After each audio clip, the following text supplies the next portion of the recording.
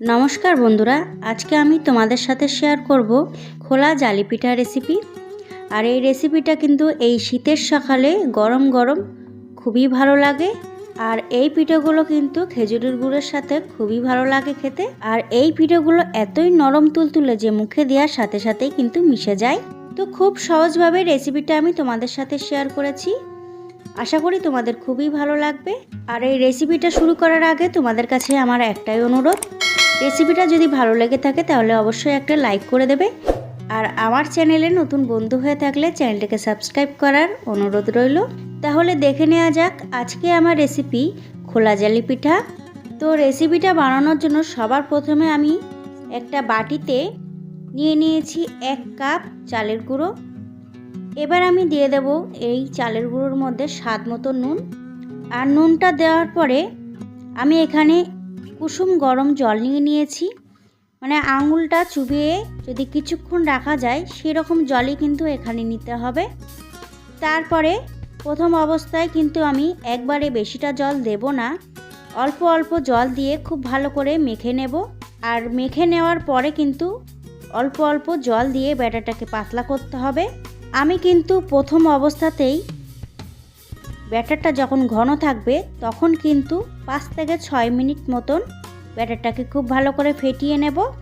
তারপরে কিন্তু অল্প অল্প জল দিয়ে ব্যাটারটাকে পাতলা করতে থাকব। এবার আমি আর একটা বাটিতে নিয়ে নেব 2টি ডিম। আর যদি এই ডিমটা তোমরা ফ্রিজে রাখো সেই ক্ষেত্রে কিন্তু আধা ঘন্টা আগে ডিমটাকে বের করে রাখবে। কোনো রকম ঠান্ডা উপকরণ কিন্তু এর মধ্যে দেওয়া যাবে না। আর ডিমটা যদি না থাকে তোমাদের কাছে সেক্ষেত্রে কিন্তু এখানে হাফ চা চামচ ইনস্ট্যান্ট ইস্ট ব্যবহার করতে পারো। এবার একটা হুইক্সের সাহায্যে আমি ডিম দুটোকে খুব ভালো করে ফেটিয়ে নেব। আর ডিম দুটো ফেটানো হয়ে গেলে আমি যে চালের গুঁড়োটা রেডি করে রেখেছিলাম সেটার মধ্যে ঢেলে দেব। তারপরে খুব ভালো করে মিশিয়ে নেব। তো প্রথম অবস্থায় কিন্তু আমি খুব বেশি জল দেইনি, কারণ ডিমটা দেওয়ার পরে কিন্তু ব্যাটারটা আরেকটু পাতলা হয়ে যাবে, সেই জন্য কিন্তু প্রথম অবস্থায় বেশি জল দেওয়া যাবে না। তো ডিমটা দেওয়ার পরে দেখতেই পাচ্ছ ব্যাটারটা কতটা পাতলা হয়ে গেছে। আমি একটা হাতার সাহায্যে তোমাদেরকে তুলে দেখিয়ে দিচ্ছি। হাতার পিছনে দেখো এরকম একটা পাতলা লেয়ার পড়েছে, এরকমই কিন্তু ব্যাটারটাকে রাখতে হবে।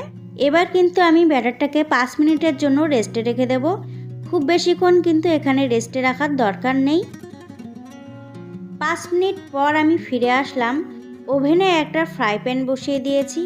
এবার এই ফ্রাই প্যানটার উপরে আমি তেল ও জলের মিশ্রণ ব্রাশের সাহায্যে খুব ভালো করে মাখিয়ে নেব। এবার ফ্রাই প্যানটা যখন খুব ভালো করে গরম হয়ে যাবে তখন আমি ব্যাটারটাকে 1 হাতা নেব। 1 হাতা নিয়ে ফ্রাই প্যানের উপরে দিয়ে দেব।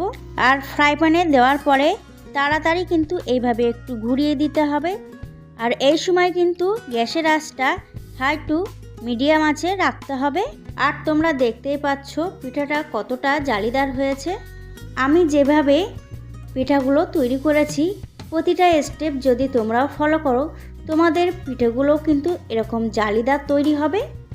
তো দেখতেই পাচ্ছ দেওয়ার সাথে সাথেই কিন্তু একটা খোলা জালি পিঠা আমি তৈরি করে ফেলেছি। এইভাবে কিন্তু প্রত্যেকটা পিঠা আমি তৈরি করে নেব। তো বন্ধুরা, হাতে যদি সময় না থাকে কিন্তু পিঠা খেতে ইচ্ছে করছে তাহলে কিন্তু তোমরা খুব কম সময়ে এই পিঠাগুলো তোমরা বানিয়ে নিতে পারবে। আর এইরকম শীতের সকালে গরম গরম ধোয়া ওঠা এই পিঠাগুলো কিন্তু দুর্দান্ত লাগে। আর এই পিঠাগুলো কিন্তু এতটাই নরম তুলতুলে হয় যে মুখে দেওয়ার সাথে সাথেই মিশে যাবে। আর তোমরা দেখতেই পাচ্ছ পিঠাগুলো কতটা জালিদার হয়েছে। তো খুব সহজভাবে রেসিপিটা আমি তোমাদের সাথে শেয়ার করেছি, আশা করি তোমাদের সকলেরই খুব ভালো লাগবে। আর এই রেসিপিটা তোমাদের কেমন লেগেছে অবশ্যই কিন্তু আমাকে কমেন্টে জানাতে ভুলবে না।